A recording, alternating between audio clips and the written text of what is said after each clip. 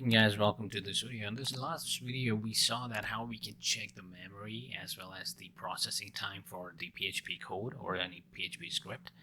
In this video I want to show you how you can log dynamically and see if there is some kind of error, because there are going to be some scenarios where you won't be able to just var dump or print your errors and you want to debug those things. Then how you will be able to do it. So you can put a log system there. So if I see here in this code itself, we run the code and what happens is it goes to all these stages, and after that it tells us this happened. But if we put printer, it will stop somewhere. But what if I want to check everything till the end, and I want a log for each of the stage if there is something gone wrong. If the stage 3 goes wrong, I want to continue on the stage 4, but I don't want to stop. I just want to see the log if there is any problem. So you can put something like that, and that's going to be useful. So let's get started and let's see how we can do it.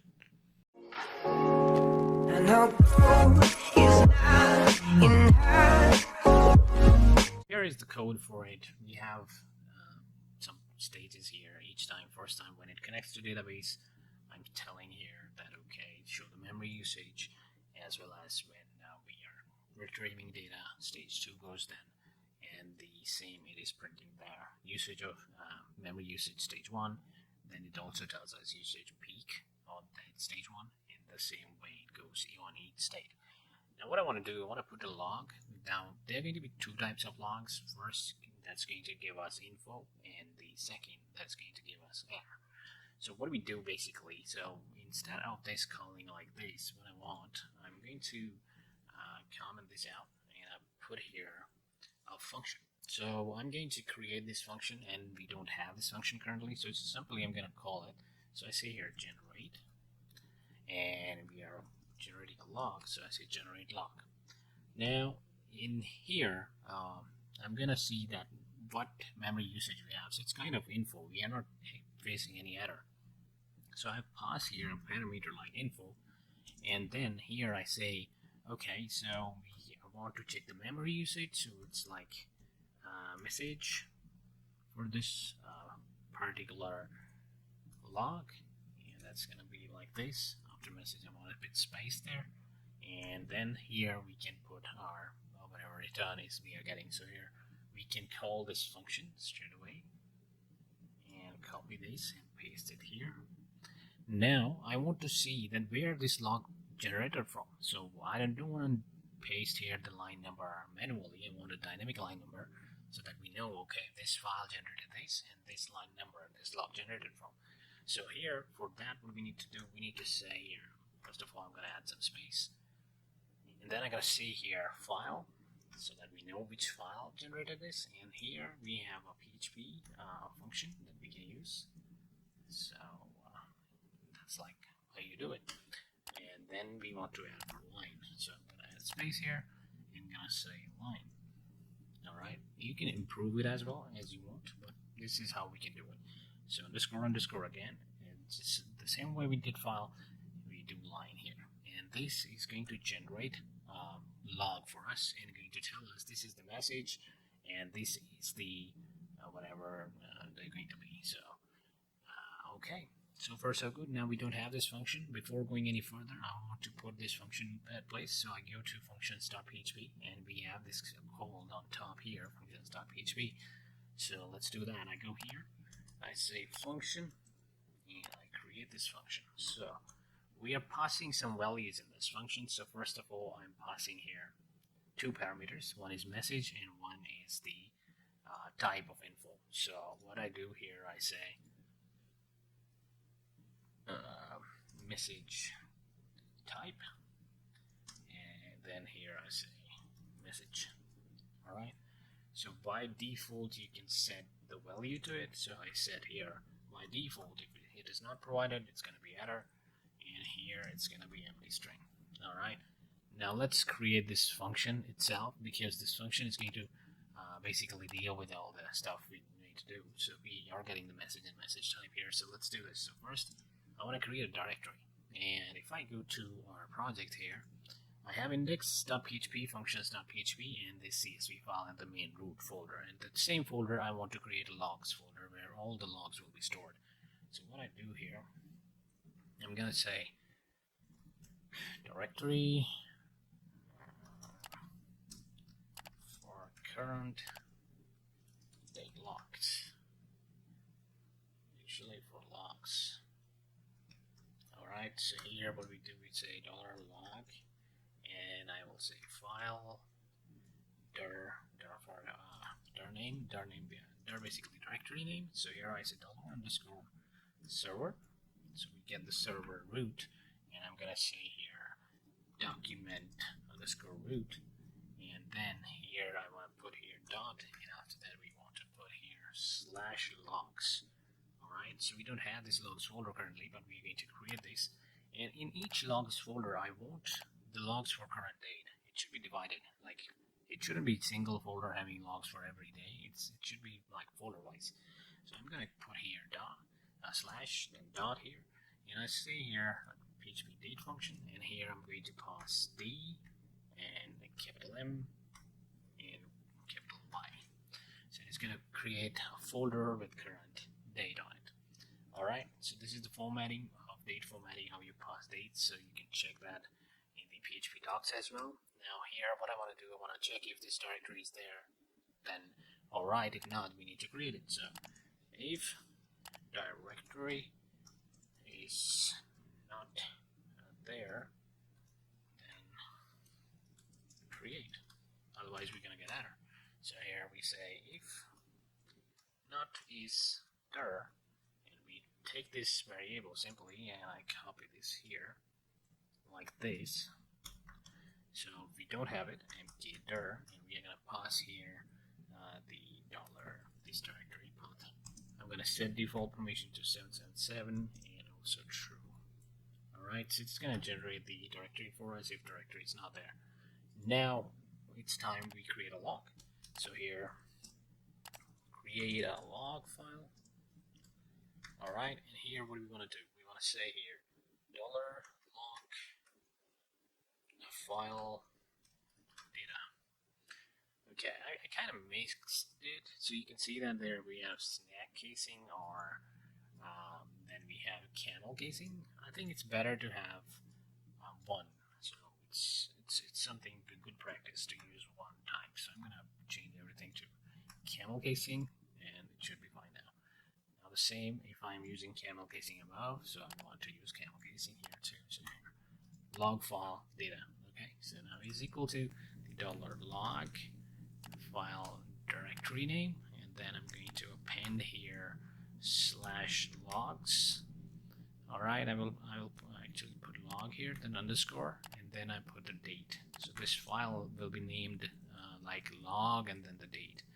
You can put here anything you want, even a dash or anything, whatever you prefer. So I put an underscore here, then I say here date, and for formatting we are going to pass the similar formatting. So it's going to be D, and it should be string, so make sure you pass as a string. Okay, and after this all we need to say is the log file. So it's a log file, so it should be .log. Okay, now we close it like that. Alright, so this is the log file we are creating. Now let's put it together in a file. So it's here file, put contents. It's a PHP function, and what we want to do, we want to pass here $log file data and comma, then we pass here message type. So what message type is, and after message type I want to put a divider here. So I'm gonna put here divider like this, and after that I say simply date, and I want to show like when this message is logged, what second, what minute, everything. So for that we simply say d-m dot capital Y, and then h lowercase h here makes it 12 o'clock. So basically it's not 24-hour base clock, it's going to be 12-hour base clock. So I, and then second for, okay, now after that I'm going to put dot and put a divider, and here after this we can append our message, so message like this. And after that I want to break it, so line break, and at the end we need to put file append, so each time a new log comes it appends into the file, so we'd say file underscore append, and that's it. So this should do the trick. It should we can put here comment as well, put log into the file. Alright, so yeah, that's it. So we have a function now, and it should be working, and it should be generating logs, and we are just giving the directory in the root. So here it is going to make the directory if not present. So yeah, it looks good. So we have the log called here once. What I'm going to do, I'm going to call it multiple times based on. So what I do here, we are saying info message. I'm going to put here memory usage, and then the memory usage, whatever it is. So now I'm going to copy this multiple times because it is happening. We are checking memory usage many places, so we will do that. So you can see that here. All I need to change is this to second, and here the third stage. Okay, I put here as well. And I change the stage to 3. Then we go here, and I put it here this time. So it's also info. So I say here process time, or here say processing time, whatever you prefer.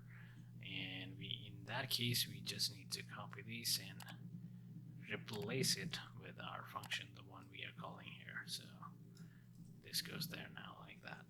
Alright, it's going to be alright now. Okay, looks good so far. Now let's see if it works. So I go to browser now, and here I open so you can see that we have functions, index, salary, and the file that we generated previously. So now what I do, I hit refresh.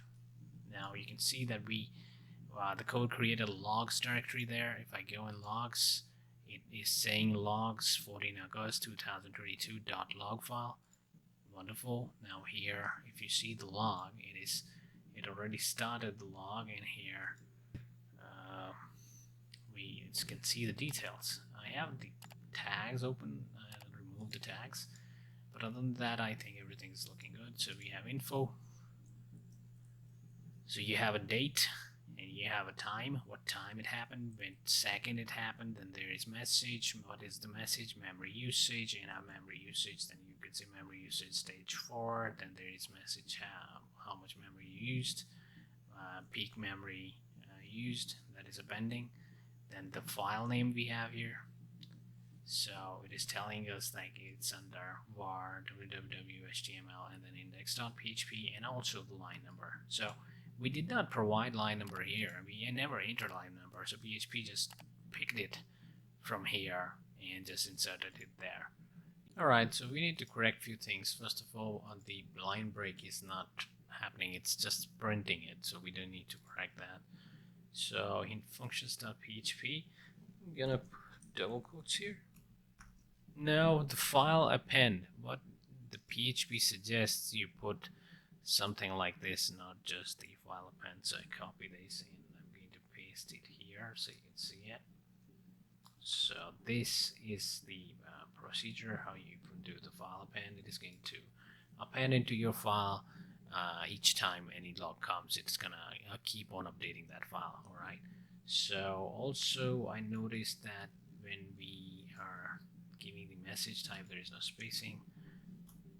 Actually, it's fine here, it's not fine here. And alright, Alright, so far so good. Let's go back here. So we have spacing stuff corrected. Processing time, time taken, that's coming twice like string.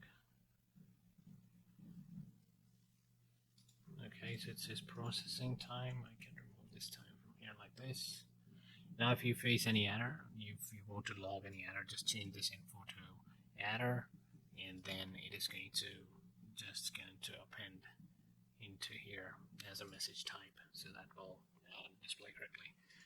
Alright, so far so good. I'm going to delete this log that we have here, and I'm going to read on the process. So go here and refresh this time. Let's see what happens. We have the you can see logs happening here one by one.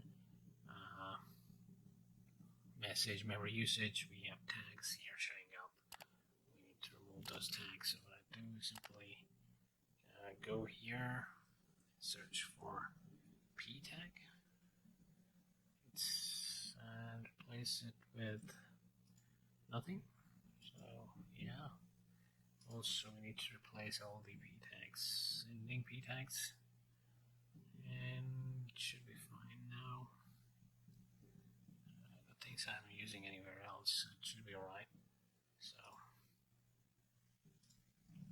let's close this one, and you can see so far taken here. I'm gonna delete this all and read on it. And you can see that the process is happening one by one. It is printing everything. You get the idea. Like now, in your application you can put logs like this. If it is error or info, whatever it is, and you can look for it, you know which file to go for, and it stays inside it. So here line number 44 index.php, and this is very helpful. And even you can put this into your database as well if you want to, but not advisable. It's better to put in a separate log file. But in case you want to do database, all you need to do, you need to simply, in this function, you can put a query as well, and it will insert into your database. Let's see how we can do and put it in the database as well. Putting a log into database is pretty straightforward. Here I have the database table, test database, and here employees table. What I'm going to do, I'm going to create another table here, and let's create a new one. I simply pass it as logs, and here I will say ID, and here I say log, or whatever you want to say. Details here maybe, and then here created underscore at. So we have the timestamp. So basically here I select timestamp, and the log ID is going to be auto increment, primary key, and detail is going to be the long text. So we have long text here, and yeah, that's it. So if I save it, we have our table created, so we can simply run a query. So if I have go here, we already use query here, right here. So I'm just going to copy this query. So this was in the previous video when we were displaying and generating these files, we use this query. So similar way, I'm going to put a query here, and I'm going to say here, put logs into database, simple query, and here, I'm just going to cut it. Now we don't have connection passed to this function here, so we can pass that. So if you see in the index.php on the top, I'm calling this connection here. Well, pretty basic here, just to give you the idea like how things you can do. You can use PDO, you can use a PHP object-oriented programming approach, or whatever you prefer. But the point is, you can do this as well. Now here, what I do, I pass the connection in this case, and I'm going to pass it here as well. Each time I call this file, so that we have the access to database, and it is going to store the log there as well. So if you want the file system logs, you can have that. If you want to have database logs, you can have that. It's up to you. The file system logs is better because you can clean them and you can move them. If you have database log, that's going to increase your database size, which is going to slow down your application later on. So it is better to have it in your in separate files and log files. So comma here. But now that's also a different approach. People might prefer database over file logs as well. So there can be benefits and loss. It's a both side thing. We can't properly say here. Alright, so here I say simple, I'm just gonna write a simple code here, insert into, and we have the table name here called as logs, so I'm just gonna call this logs there, insert into logs, and what we want to pass here is the details. I think that's the field name I gave it. So go here, structure details, and yeah, and what we are passing values. And what values we want to pass here, basically we want to pass the complete log, the complete line, whatever we said. So here, this is what we are appending starting from here, so we can simply copy this table right here, and then here what I say is simply say dollar message new, paste like this, and I'm gonna use this message on the both places. So copy from here and here, starting from message type, this goes till where the line break is ending, so paste here. It's more readable now, and here paste it here as well. Alright, so here we need to break it. I want to put a single quote and then dot here, the same way dot, and start it on single quote. So it should work. Now let's test it if it works. So I go to the log file here. We currently have these logs. Our last was happening at 5:56. So what I do now, I'm gonna go here and refresh. You can see that it appended more logs here, so processing time and the time, you can see it is updating just fine here, perfectly. So if I go to database in the same time, this database logs, I forgot to add the created at, because we have a created underscore at as well, so we need to do that. So here, say comma created underscore at, and for values, what do we want to do? We want to pass date and time. So it's here date, and it's going to be date like this, and we want similar, actually I just copy this, similar date and time, so I can pass that here, and now we can use this date to insert the date value. So I'll break this down here, and then here what we say is a comma, and then break it again, and single, like this, dot, and put dollar date here. So now it should be fine. So let's do it again. So go here, and we have the last log at 6:5:30. Let's run it again. So I go here, refresh, logs are creating. I get database.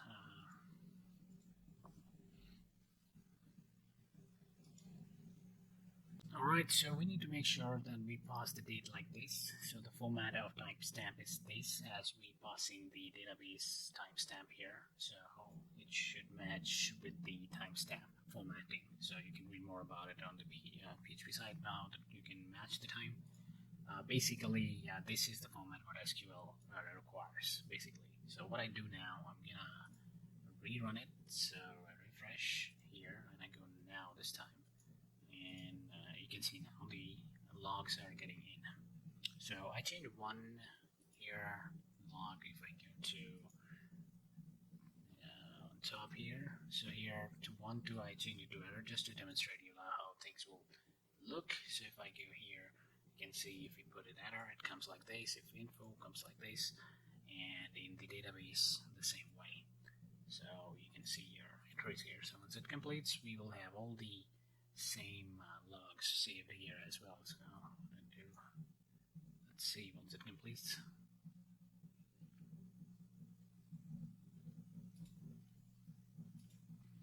Alright, it completed, and if I go here, we have a few more entries. If I go to database, refresh, you can see that we got all the message here as well. Yeah, so this is how you can also save it. So it's totally up to you how you want to save your logs and process your logs. Leave your comments what you prefer, if you want to if you save your logs in files, or you prefer a database. What do you find is a better approach? And hope is not in her.